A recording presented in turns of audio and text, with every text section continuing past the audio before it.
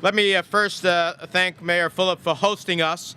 And I wanted to choose a community in which the multiple modes of transportation that we see are emblematic of why we need to have a new federal highway and mass transit bill, as well as a community that has a leader who understands the importance of transportation to its citizens, to economic growth, to job creation, to opportunities, to quality of life, to the environment in which we collectively breathe. And if there is a mayor who falls in that category, who has that vision and understanding, it's Mayor Fulop here in Jersey City. Thank you, Mayor, for your advocacy all the time. I'm thrilled to be with our leaders in organized labor.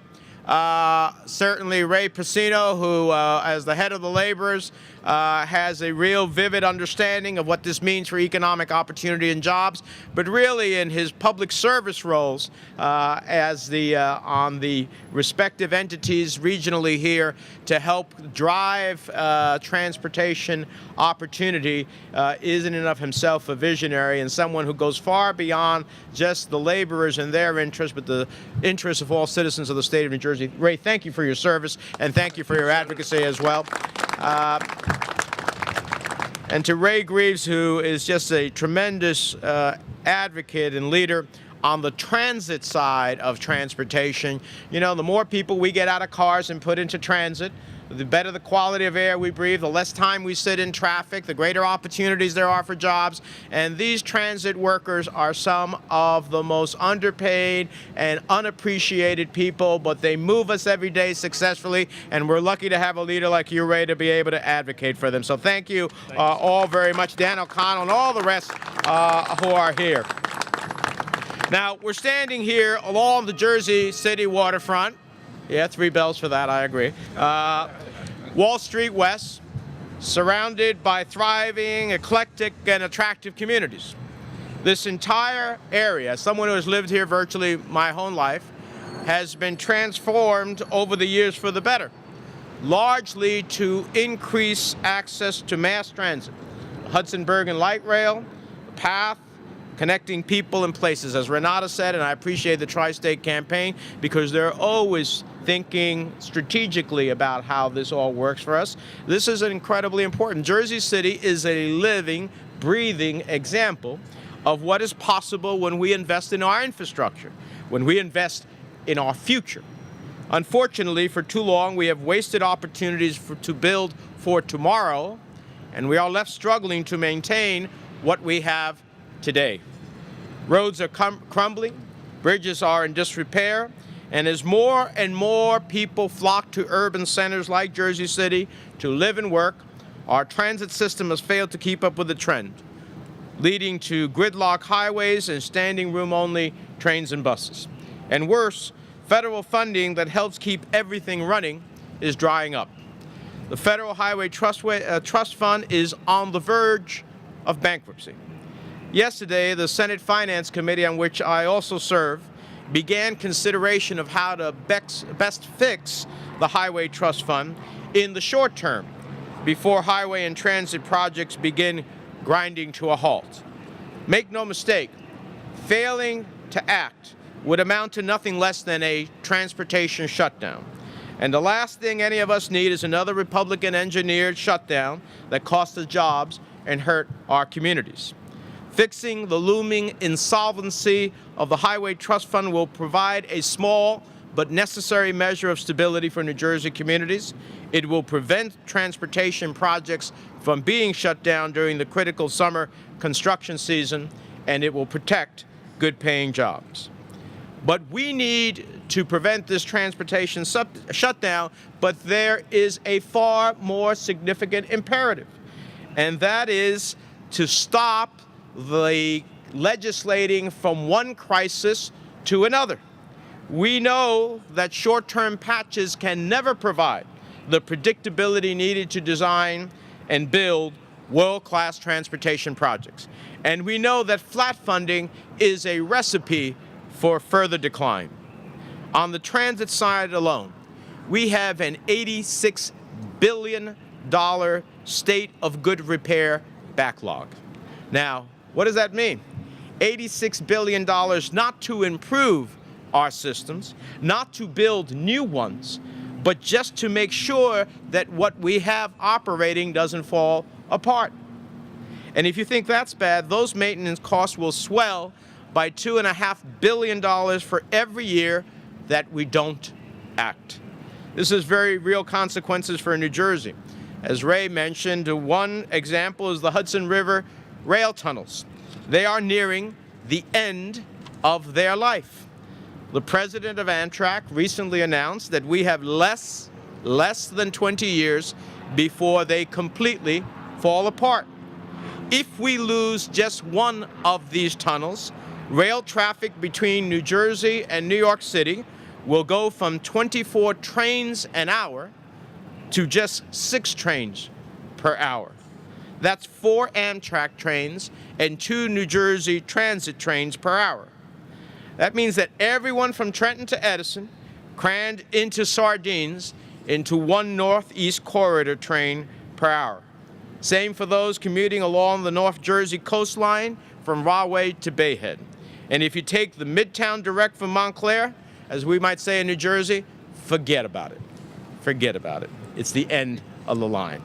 So we are going from a moment in which the late Senator Lautenberg and I acquired the biggest federal transportation project in the history of the nation, the ARC project, which was needlessly canceled from my perspective, which would have built new Hudson tunnels and allowed for 48 trains per hour to a future of closed tunnels and 6 trains an hour in the heart of the Northeast Corridor. Now, just look around you. Examples of our infrastructure deficit are all around us, in crowded highways, in dilapidated bridges, in deteriorating rail tracks. And when we cannot afford to maintain the infrastructure we already have, it makes it that much more difficult to invest in new projects to expand capacity and improve our transportation choices. The Hudson-Bergen Light Rail is a perfect example of modern rail transit that we should be investing in. This line has expanded transportation choices to our communities. I know in Jersey City we talk about the West Side as a whole development opportunity, of course going into Bergen County, and it would spur economic development and investment in our neighborhoods. It's also a clear form of transportation that gets cars off the road and it improves our air quality. And one that should finally be extended to Bergen County so that other communities can share the benefits Jersey City enjoy and have the synergy of the economies that flow from that extended line. But we can't make these types of investments when our current funding levels are not enough even to maintain the status quo. Now, I think New Jerseyans know the importance of our transportation system.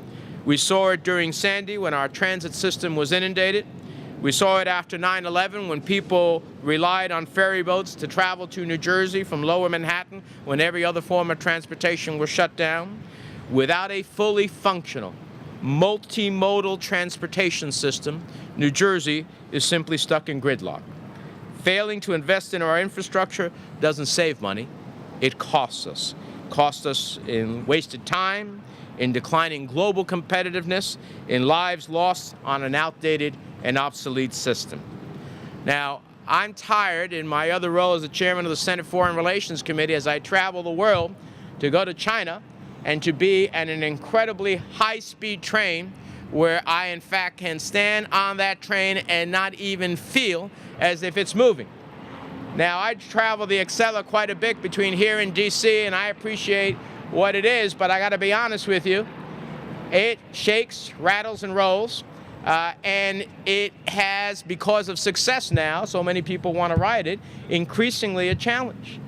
We can't make, in the greatest country on the face of the earth, the type of investment that will keep us globally competitive. Pretty amazing. Preventing this decline is going to require some tough decisions. And I would argue that if we're going to have to make some hard choices, we should make them count for something. We should make them count for a transportation system that is the envy of the world, not one in which we keep falling further behind. Making these tough decisions is going to require cooperation on Capitol Hill from both sides of the aisle. For years on Capitol Hill, there was a saying, there are no Democratic roads or Republican bridges. There was recognition that having a great transportation system benefited everyone, regardless of political affiliation. It helps workers who bring their skill to bear building the best infrastructure in the world. It helps businesses who can bring their goods to market more efficiently. It improves the quality of life for everyone in the form of safer trips, faster commutes, cleaner air, and less time and money wasted stuck in traffic. For every minute you're snarled in gridlock, that's a moment you could have been spending with your family or engaging in some civic activity. And think of the economic impact for employers who are trying to get the greatest success and productivity out of their workforce. When their employees are late because of traffic or train delay, it's hours of lost production, profit, and ultimately tax revenue for the state and country. Doing nothing to alleviate this logjam is literally costing all of us. Unfortunately, the era of bipartisan investment in transportation seems to be fading. There are some in Congress who have decided that federal investment in our infrastructure and transportation system is not warranted. And I think those who have that view ignore the history all around them. The interstates, the bridges, the transit lines that were built as a result of a strong federal-state partnership. This Tea Party-driven narrative is just plain wrong, short-sighted, and potentially dangerous.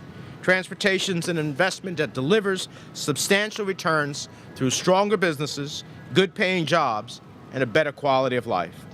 It's time we put the petty politics aside and work together to construct a highway and rail system built for the 21st century, create jobs, strengthen our economy, and once again, give the United States the infrastructure that is the envy of the world. And I believe we can do that, and that's what we're going to go to work to try to happen.